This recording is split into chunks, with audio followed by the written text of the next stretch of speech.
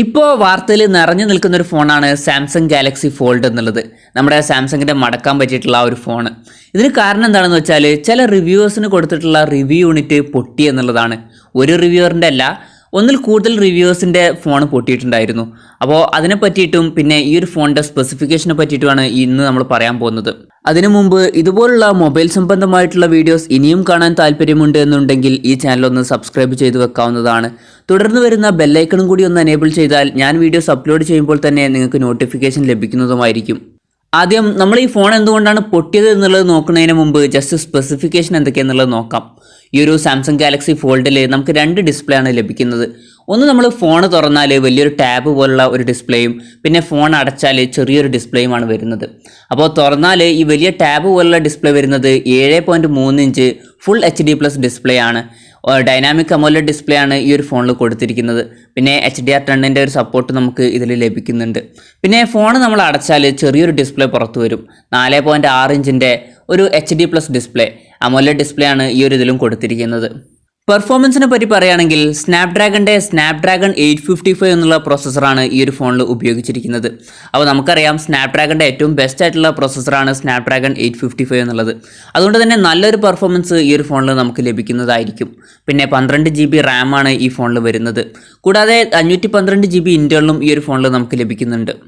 Android 9 base ചെയ്തിട്ടുള്ള Samsung One UI software ആണ് ഈ ഫോണിൽ ഉപയോഗിച്ചിട്ടുള്ളത്. പിന്നെ ക്യാമറയെ പറ്റി പറയുകയാണെങ്കിൽ ഫ്രണ്ട് ക്യാമറ തന്നെ 2 യൂണിറ്റ് ആയിട്ട് വരുന്നുണ്ട്. അതായത് നമ്മൾ ഫോൺ മടക്കി യൂസ് ചെയ്യുമ്പോൾ നമ്മുടെ ആ ചെറിയ ഡിസ്പ്ലേയുടെ മുകളിൽ ഒരു ഫ്രണ്ട് ക്യാമറ വരുന്നുണ്ട്. ഈ ഒരു ക്യാമറ വരുന്നത് 10 മെഗാപിക്സലിൻ്റെ f2.2 അപ്പർച്ചറിൽ വരുന്ന ഒരു സിംഗിൾ സെൻസറാണ്. പിന്നെ നമ്മൾ ഫോൺ തുറന്നിട്ട് ഒരു ടാബ് പോലെ യൂസ് ചെയ്യുമ്പോഴും നമുക്കൊരു ഫ്രണ്ട് ക്യാമറ മുകളിൽ ലഭിക്കുന്നുണ്ട്. ഈ ഒരു ക്യാമറ വരുന്നത് ഒരു ഡ്യുവൽ ക്യാമറ സെറ്റപ്പിലാണ്. 10 മെഗാപിക്സലിൻ്റെ f2.2 അപ്പർച്ചറിൽ വരുന്ന ഒരു സെൻസറും 8 മെഗാപിക്സലിൻ്റെ f1.9 അപ്പർച്ചറിൽ വരുന്ന മറ്റൊരു സെൻസറുമാണ് ലഭിക്കുന്നത്. പിന്നെ ബാക്ക് ക്യാമറ വരുന്നത് ഒരു ട്രിപ്പിൾ ക്യാമറ സെറ്റപ്പിലാണ്. നമ്മൾ ഗാലക്സി S10ലും അതുപോലെ തന്നെ S10+ ഒക്കെ കണ്ടിരുന്ന അതേ ഒരു ക്യാമറയാണ് ഇതിലും വരുന്നത്.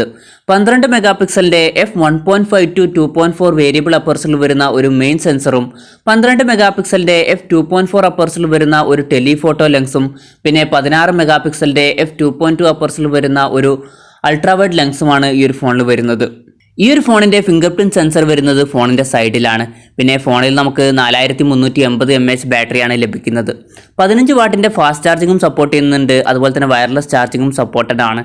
ഈ ഒരു ഫോണിൻ്റെ വിലയെപ്പറ്റി പറയുകയാണെങ്കിൽ $2000 ഈ ഒരു ഫോണിൻ്റെ വില വരുന്നത്. അതായത് ഏകദേശം 1,38,000 രൂപ. ഇപ്പോൾ ഈ ഒരു ഫോൺ വാർത്തയിൽ നിറഞ്ഞു നിൽക്കാനുള്ള കാരണം എന്താണെന്ന് വെച്ചാൽ ചില റിവ്യൂസിന് കൊടുത്തിട്ടുള്ള റിവ്യൂ യൂണിറ്റ് പൊട്ടി എന്നുള്ളതാണ്. ഒരു റിവ്യൂറിന് മാത്രമുള്ള റിവ്യൂ യൂണിറ്റ് അല്ല, പലരുടെയും ഫോണുകൾ ഇതുപോലെ പൊട്ടിയിട്ടുണ്ടായിരുന്നു. അപ്പോൾ ഇത് സംഭവിക്കുന്നത് എന്താണെന്ന് വെച്ചാൽ നമ്മുടെ ഫോൾഡ് ചെയ്യുന്ന ആ ഭാഗത്തുള്ള ഡിസ്പ്ലേ പലർക്കും ഇങ്ങനെ ബ്ലാക്ക് ഔട്ടായി പോവുക, ചിലർക്ക് ഇത് മിന്നി കളിക്കുക, അങ്ങനെ കുറേ പ്രശ്നങ്ങളായിരുന്നു ഉണ്ടായിരുന്നത്. അപ്പോൾ കമ്പനി ഇതിനെ പറ്റിയിട്ട് പഠിക്കുമെന്ന് പറഞ്ഞിരുന്നു. ഇപ്പോൾ കമ്പനി പറയുന്നത് എന്താണെന്ന് വെച്ചാൽ ഈ ഒരു ഫോൾഡ് ചെയ്യുന്ന ആ ഭാഗത്ത് നമുക്ക് ഫ്രണ്ടിൽ സ്ക്രീനിൻ്റെ മുകളിലൊരു പ്രൊട്ടക്ടർ കൊടുത്തിരുന്നു. പ്രൊട്ടക്ടർ പറഞ്ഞാൽ സാധാരണ സ്ക്രീൻ പ്രൊട്ടക്ടർ അല്ല, വേറെ പ്രൊട്ടക്ടർ കൂടി കൊടുത്തിരുന്നു. അപ്പോൾ എല്ലാ റിവ്യൂസും ചെയ്തിരുന്ന കാര്യം എന്താണെന്ന് വെച്ചാൽ ഈ ഒരു പ്രൊട്ടക്ടറും കൂടി അവർ എടുത്ത് ഒഴിവാക്കിയിരുന്നു. അപ്പോൾ കമ്പനി പറയുന്നത് ഈ ഒരു പ്രൊട്ടക്ടർ ഒഴിവാക്കിയത് കൊണ്ടാണ് ഇങ്ങനെ ഡിസ്പ്ലേ പോയത് എന്നുള്ളതാണ്. അപ്പോൾ നമ്മൾ ശ്രദ്ധിക്കേണ്ട കാര്യം ജസ്റ്റ് ഒരു പ്രൊട്ടക്ടർ ഉണ്ട്, അത് പോയാൽ ഡിസ്പ്ലേ പോകാൻ സാധ്യത ഉണ്ട് എന്നുള്ളതാണ്. അപ്പം വളരെ തിന്നായിട്ടുള്ളൊരു പ്രൊട്ടക്ടറാണ്. അപ്പോൾ നമ്മളിപ്പോൾ $2000 ഒക്കെ കൊടുത്തിട്ട് ഒരു ഫോൺ മേടിക്കുമ്പോൾ ജസ്റ്റ് ആ ഒരു പ്രൊട്ടക്ടർ പോയാൽ സ്ക്രീനിൻ്റെ ഡിസ്പ്ലേ പോകുമെന്നുണ്ടെങ്കിൽ കുറച്ച് ബുദ്ധിമുട്ടായിരിക്കും.